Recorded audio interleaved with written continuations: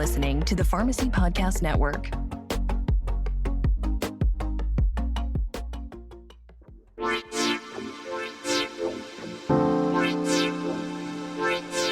Welcome to the Sports Pharmacy Podcast. My name is Dr. H, and I am your host. I am a wellness pharmacist, pharmacy owner, and certified sports nutritionist. Join me while we discuss a wide range of topics ranging from health and wellness, sports, and even some small business secrets. Feel free to join our Discord for more interactions with me and other fellow listeners. Now let's get into the show. Welcome, sports pharmacy fans. I have with me my new friend, Chris Boettcher from Brother to Brother. Oh, one of the founders of Brother to Brother. Excuse me. How are you, bro? I'm doing well, H. How's your morning going? It's going, man. You know, got my workout on this morning. Right now we're sitting, it's 8:30 Central Time, 9:30 on the East Coast. Was able to get the workout in, drink my protein, just had breakfast. Now I'm starting to get my day started, man. Nice. Crushing it already. I love to hear it. You got to, man. I mean, it's like we were just talking about how hot it is here in Texas. So it's supposed to be like, 107 today. So I was like, let me just get all my stuff done early so I can just work on stuff in the house. Yeah, man. That Texas heat is no joke. In the Carolinas, we get some heat, but not nearly the same level as you guys are dealing with over there. But it's, you know, from my memory, from being from North Carolina, it's the humidity that gets you on the East Coast, man. That humidity messes you up. Yeah, definitely. And you gotta have to, like you said, plan your workouts accordingly because that heart rate jumps up pretty fast if you wait till midday. Yeah. So I met Chris last week through a friend of ours, a mutual friend, Warren. And by the way, bro, he speaks really highly of you, like more highly than I'm pretty sure he speaks about me. And so I was like, man, I gotta get to know this guy. Yeah, Lauren's a beast. I love that guy. I'm glad we connected probably about 6 months ago. And yeah, he's just one of those guys that you can tell from the beginning. He's just authentic dude. And you know, he definitely puts up all the information he puts out. He backs it up just because I know his work ethic, not only on the physical side with his training, but also with what he does with his clients and with his business. The guy never stops. So I love Warren. Yeah, I worked out with him this morning, and he was like, we finished our pull today, so we did pull, so arms and back. And after the end, I was dead, man. I was like, man, my arms feel like jelly. And he's like, all right, now it's time to go play basketball. I was like, what on earth am I supposed to do? You want me to play? I'm wearing a soccer jersey. I'm wearing Vans. You really want me to go play basketball? So I said, okay. So we played some basketball. So that was interesting. Yeah, one of those. That's kind of where my background was. Is I played a little bit of college basketball, and then got into track stuff. And it's like, yeah, you get done with a lift. Those first couple jump shots are going over the backboard for sure. Oh, 100%, man, 100%. And I'm a soccer player, so it's not like I have like the best form in general. So he's trying to show me how to keep my elbows in. And I'm like, man, let me just kick the ball in the net. All right. You played basketball in college? Yeah, so that's actually I would say my first passion. That's probably why I left the Midwest. Is I spent all my winters hating the cold and inside a gym. So yeah, my family, I have 3 younger brothers. One of them obviously works alongside me, Brett. But yeah, he played some college basketball, and then I did about a year and a half of it, and then I was a better track and distance athlete. So then I kind of transitioned into just exclusively on the track side of it. But nice. Yeah. So, what school did you go to again? Remind me. I went to a small school in Wisconsin called Concordia, and then ended up at Elon University for my doctorate degree. Nice, right down the road from my hometown, man. Yeah. It's small world, man. Small world. And when you said Greensboro, it kind of I had to take a step back. I was like, I spent way too much time in Greensboro growing up. It's a fun city. Like I was there for undergrad, and I was born and raised right there, so it's like I was around. So when we used to go out downtown Greensboro, and there used to be this club called Inferno is where we always used to go. And apparently that place is still going, which blew my mind. And it's just like, even through COVID, they're like, whatever, we don't really care. And it was that grimy, but I love that place, man. Shout out to Inferno in Greensboro. Yeah, we spent quite a bit of time, not at Inferno, but Grasshopper games. And, yeah. All there you go. It's a nice little area over there for sure. Nice. Yeah, my parents still live out in Greensboro. They're happy just living their life out there. They want to avoid the storms and the heat of Texas, so they refuse to move here, unfortunately. Well, maybe grandkids will be able to entice them at some point. There you go. There we go. Now we're talking. So I want to get more information, and I want to teach, our listeners a lot about you. And so you went to Elon University and you got your doctorate in physical therapy. You were working as a physical therapist. Tell us a little bit about how that was when you were first starting out and what you wanted to, what did you want to accomplish at that point? Yeah, so I mean, I was kind of that typical athlete all the way through high school and college who wanted to stay somewhat attached to athletics, and so to me, physical therapy was a logical step, and so I kind of came in full, guns blazing, excited about doing the sports ortho side of things. Enjoyed it early on. Got to work with a lot of high level college athletes, a few lower level Olympic athletes, and was able to just enjoy it, but the biggest thing that I was finding was my time demands were, I wasn't really ever able to give a patient one-on-one time. It was Mhm. always juggling 2 or 3 patients at a time. And then getting into kind of the burden of student debt and Oh yeah. recognizing that, the only way to really continue to chomp away at that was to work longer hours, see more patients. And so you just kind of fall into that, I think the typical medical Mhm. trap where you just, the only way to escape is to just do more. And fortunately for a number of years, I was racing Ironman and was able to pour in a lot of my, I would say, passion into that. And I think it Mhm. distracted me away from some of my frustrations with the healthcare system. But, Ironman's a lot of time commitment. I had accomplished quite a bit over the course of 7 or 8 years, got married and just realized, the first 6 months of our marriage, I was training, I qualified and was training for Kona. And I was just like, Oh, nice. I don't want to spend the rest of my, time with my wife when I should be focusing on my family, just, training and training and training. So I actually kind of gave it up for a period of time and just realized like I need to reflect and step back from this. And I don't really know what else I have to prove in this sport. So unfortunately, what that did was, leave a pretty significant gap in my life. And then I realized very quickly that, yeah, healthcare and the trajectory that I was on was not sustainable. And Mhm. it kind of, I think there's a lot of guys that find themselves in that position too, where they just don't really know where to go from here. And so COVID fortunately gave me that opportunity to take a step back and reflect. And I was just like, none of this makes sense. We're not really Mhm. helping people anymore. By that point, I had transitioned into home health, and home Mhm. health was a very eye-opening experience for me because you get to see people in their homes, how Yeah. they're managing, especially on like the pharmacy side, how they're managing their medications. A lot of them didn't even know where their pill bottles were, didn't know what they were taking them for, and I was like, this can't be how this is not healthcare, So Yeah. I just, my brother at that point had spent a few years in therapy as well, and we were just having these conversations of like, there's got to be something better that we can do, and Mhm. we've got to be able to get more on the preventative side of this versus this reactive care that, you send me into the home and I'm supposed to do, 45 minutes of exercise with somebody whose nutrition is broken, doesn't know why they're taking their medications. And the last thing on their mind with all the stress that they're doing is to just add in, here's your exercise routine that we expect you to do. Yeah. Every And day. sorry, but I can only see you once a week. So I'll see you next Wednesday. It's just, it didn't make any sense. Mhm. So yeah, kind of one thing led to another, and we just kind of decided to build something else, and here we are.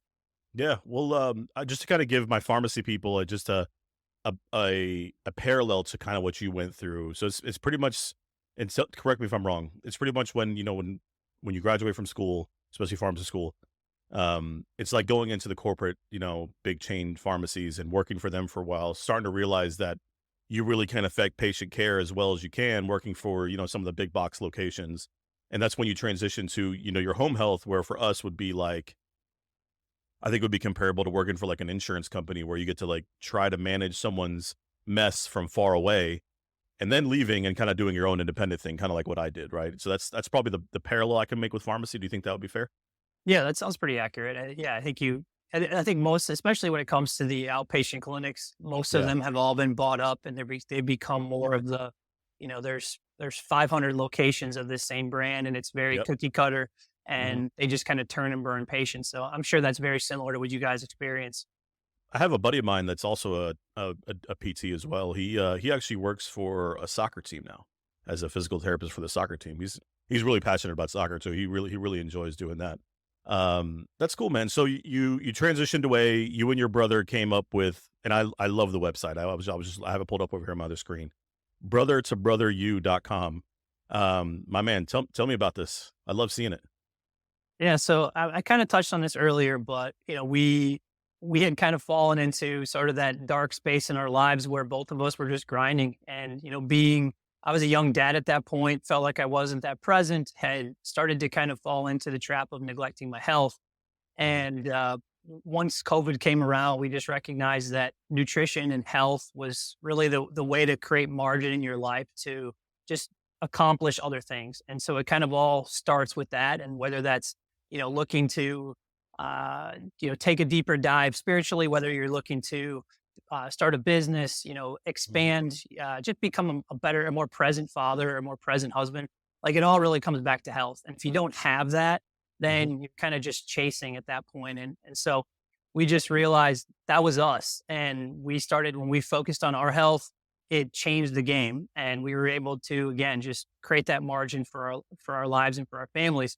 So why can't we do that and help other guys do the same? And Mhm. so, we recognize the isolation coming out of COVID. We recognize that a lot of guys don't have a lot of positive influences in their life. And certainly on the health side, don't have a lot of positive influences in their life. So maybe we can try to create some kind of a program that helps bring a community together of like-minded men. And yeah, so we've been at that now a little over a year, and we've worked with probably close to 120, 130 guys since that time, and Nice. it's been amazing. I mean, we love what we're doing, and not only are guys getting results, but they're feeling like they're sustainable results, and trying to create some level of baseline education for them too along the way, Mhm. so that this is something that they can use the rest of their lives. Yeah, and I mean, as a husband myself, that speaks really hard to me, because as when I was starting Stonebriar, I felt like I was focusing too much on my business and not so much on my family. And hearing that there's a solid group of guys that really go through similar things is music to my ears, man. Because I can tell you how many men struggle with that transition that may not have the opportunity to understand it before it's too late, right? And like you said, it's all about building that family around you. And one of the things on your website, at the very top, it says, "Dads, it's time to lead your family." And that includes, making sure you're alive for your family, right? Like you're able to, live past the age of 50, 60 years old, and then also not falling into the traps of watching these 20-year-olds, 20-plus-year-olds on Instagram that are trying to give. Sometimes they probably do give good advice. I'm not going to say anything, but a lot of times for someone like me that's 36, I can't do that kind of shit, man. I can't. Like it's just not in my repertoire. And like you mentioned Warren earlier, he understands that. He understands my limitations and helped me with my workouts. Just I feel like you guys do a pretty similar thing. So you guys are up to how many clients now in your programs? Yeah, so we're working with about 50 guys right now, Nice. and it's again, the community is great because we've got guys that are just getting started who maybe aren't quite sure if this is going to work for them. They've made the commitment, but they're still kind of on the fence, and Hmm. they're able to kind of come alongside guys who are like, I lost 50 pounds doing this, and this works. So you just have Hmm. to show up every day, and so that's what's helpful now is we have this foundational piece where guys are sharing stories. And Brett and I say this all the time. Like, we don't want to be lecturing guys. We don't want to be, we want the community to do a lot of the teaching for us, where guys are sharing ideas on recipes. Guys are sharing ideas on, this is what I tried to try to substitute away from, the extra cup of coffee in the afternoon that affects Hmm. my sleep. And so all these little things that it's great to hear from us, but I think it's more powerful to hear from other guys who have made Yeah, it live work through in it. their lives. Yeah, Hmm. exactly. And so, as you said, it just becomes more relatable to them. And yeah, I mean, there's just like you said, there's a lot of guys who are in their 40s, 50s, 60s that we're working with right now that are just trying to do better, and they don't necessarily need to have it perfect. And that's the other part of this is I think being a dad or being a husband, Hmm. we're not going to get it right every time, and so No. we're gonna make a mistake, but never miss twice is kind of our mentality of life comes at you fast sometimes, and as Hmm. long as you can have a system in place that allows you to kind of get back on the horse the next day, then you can continue to make positive changes day in and day out. And of course, that just has ripple effects throughout our families and throughout our communities when Of course. guys are showing up and taking care of themselves. So when you have a new client comes in, what are some of the challenges that you're presented with each new client? Is there anything like you see more often? Yeah, so I mean, we work with a lot of guys who they've I would say two different options. They were athletes early on, and maybe 10, 15 years pass, or, they just lose that passion for their body, so to speak, after athletics. And then they kind of fall into that corporate rat race or having children or whatever that is. And so just trying to get them to buy in that, like, this is possible for you again, and understand that it doesn't take a huge amount of time commitment. And, you start to establish those nutritional things. And they're like, I've been working out 5 days a week for an hour and I can't lose weight. And it's like, well, actually, you probably don't even have to work out that hard. No, I learned that way. We just Yeah. need to dial in your workouts and make them, more effective for you. So it's not Mhm. just added stress to what you're doing day in and day out. And then, yeah, if you take someone who has, moderate to poor nutrition, and you make 3 or 4 small tangible changes, they can make significant impact on the scale and with, lean muscle mass pretty quickly. And Mhm. it's the benefit of kind of working with guys that maybe haven't been in the gym for a while, is they're actually going to make more changes quickly. But it's just those first, we get those first couple weeks going. And once they start to see that momentum, then it becomes something that they almost become addicted to the progress. Mhm. But I think it's just the idea that they have the belief in themselves that they can do this. So that's probably number one. And then just navigating people who haven't worked out maybe for a long time or don't have a background in it. So we try to use our therapy skills to make sure we're not going to get guys hurt. And Yeah. the kind of the opposite of health is injury. So we want to make Yeah. sure that, you don't jump into the gym in the first couple of weeks, you're getting hurt, because then that's very defeating, and it's definitely Yep. not going to help on the belief side as well. So I think those are the two biggest things that stand out. Yeah, and one thing that you did mention is making small tangible changes, because I know a lot of people, like for me, for example, when you're wanting to jump in, start working out, start eating better, you make too drastic a change, it's not sustainable. It's not something you can keep up with. When I was struggling with my weight and my sugar, I decided that, I'm gonna make a just sweeping change. I'm gonna change everything. And so I was like, I didn't eat carbs for a year, man. A whole year of no eating carbs. And then I realized, I was like, man, this sucks. I can't keep this up. And after a year, I started to slip up too. And I gained some weight back, and I was like, all right, now I'm just gonna make small changes. I don't have to work 5 days. I don't have to work out 5 days a week, but 3 days a week is perfect for me. And an extra day of cardio or yoga with my wife, it's perfect. So it's just, you're going to help people, and others will help, obviously, within your group, finding that perfect balance. Cause that's all it is, right? It's not just about, you can't have one focus on one thing and lose the priority of another. And I love that you mentioned that, man. Yeah, every once in a while we have to kind of pull back the leash, because you get guys that are coming in and they want to just go all in. They're like, I want to work out 5, 6 days a week. And it's one of those things where we say, let's start with 3, because again, you go all out, or there's this element too of, I go back to the mental side of it, of if we say we're going to do 5 days a week and we only get 4, we somehow feel like we failed, when those 4 workouts are still helping us move forward. But we've recognized in our heads that, like, we didn't do what we said we were going to do. So, we make sure that guys are committing to something that they absolutely believe they can get in every week. And maybe that's only 2 workouts to start off with. And then you can kind of build on that as they start to, see the improvements, enjoy the gains, and kind of fall in love with the process. Absolutely. And Chris, you do a really good job of even sharing the information without even being part of your group. And you're a great follow on Twitter, and I really enjoy reading your tweets. I know you said you kind of don't do it as much, man, but I really hope you will continue to do that, because giving that information out to people is really helpful. Yeah, it's definitely something I enjoy to a certain extent. It certainly becomes a bit of a stress at times, but I Oh, yeah. recognize that, being able to put that content out consistently is helping people. And it's reassuring to me to get messages from people that say, I've been trying to incorporate some of your stuff over the past 6 months. And, I feel less anxiety, less stress. I'm down a few pounds. Like, all that stuff certainly is that positive feedback that kind of keeps me going. So trying to keep things in balance, trying to manage. I never in my wildest dreams imagined being on social media. I hated it years and years and years. And so I'm still very, very deliberate about how much time I spend on there, just because the inputs can get out of hand pretty Oh quickly. yeah. So, Oh yeah.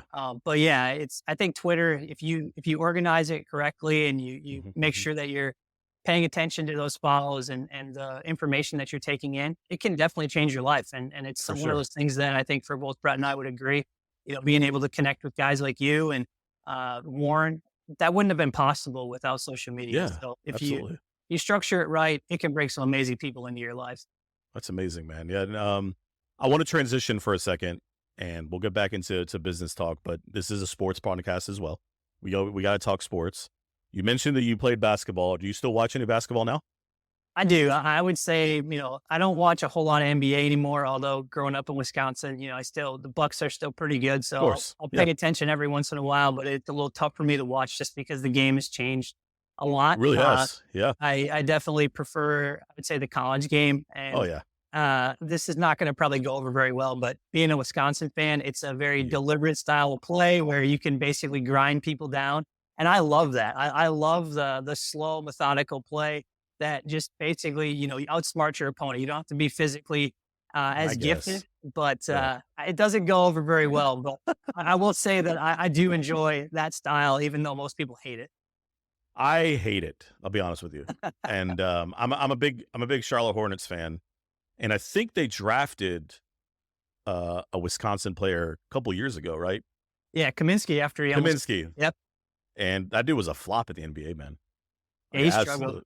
Yeah, it's tough to translate the game from college to NBA, and it's tough. Like I completely get it. So Wisconsin basketball. So during, I'm sorry we didn't get to talk during March or anything like that, but it was.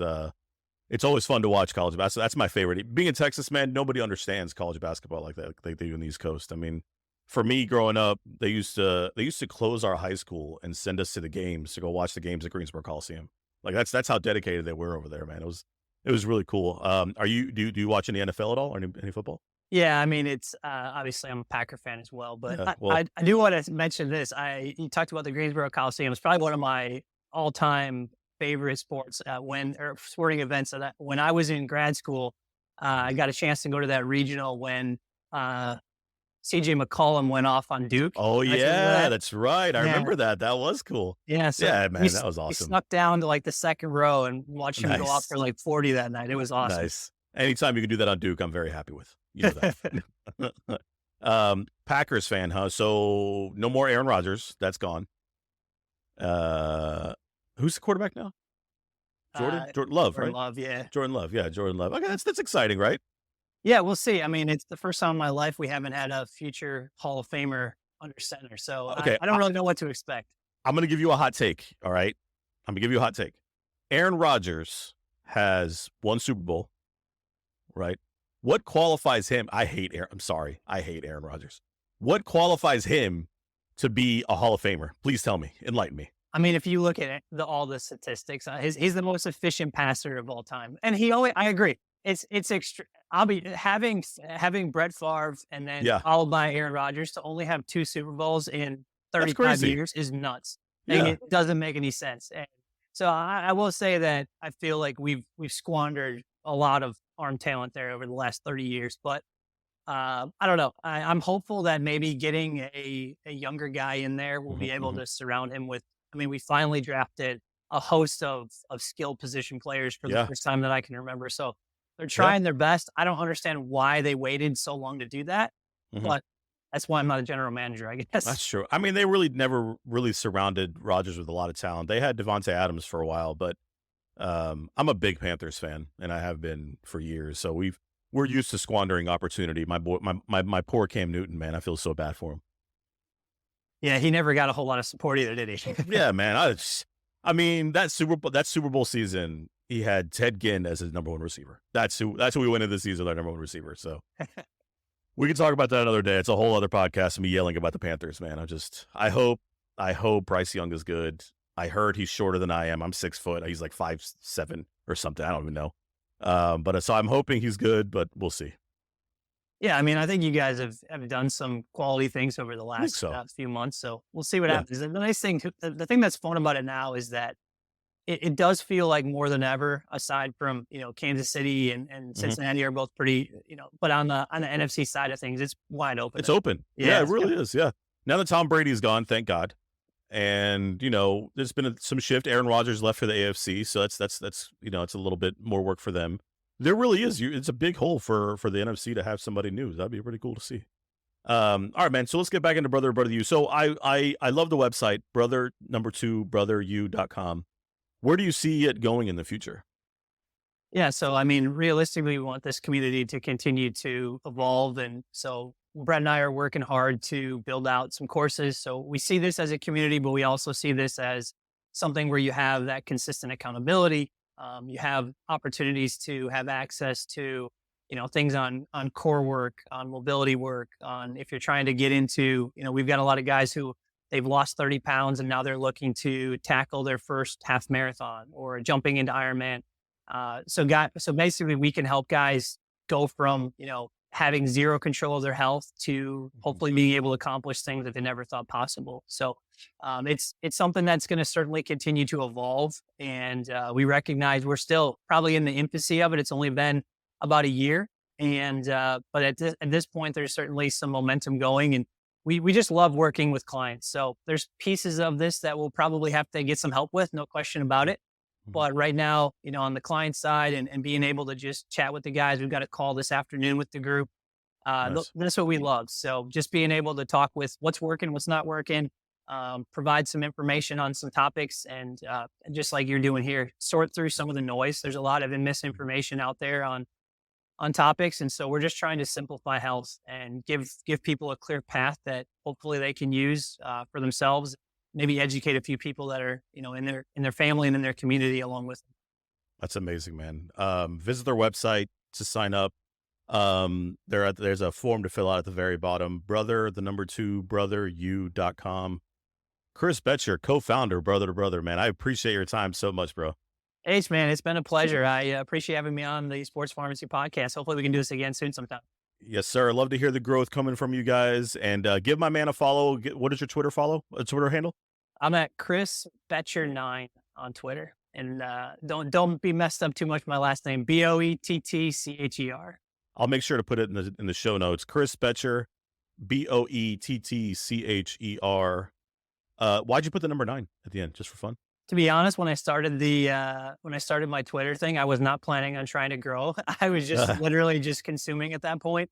And then, about a year later, things changed drastically. And I was like, do I start a new one or do I just roll with it? And I just decided to stick with it. Good idea. Yeah. Yeah. I have the reason I have Hamoosh9 as my Twitter handle. So I was like, the number 9. See right here.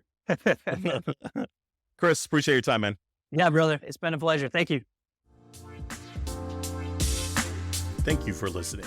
If you enjoyed the podcast, consider giving us a 5-star review anywhere that you get your episodes. Follow us at Sports Pharmacy Pod, as well as me, your host, at Dr. Mix-a-Lot.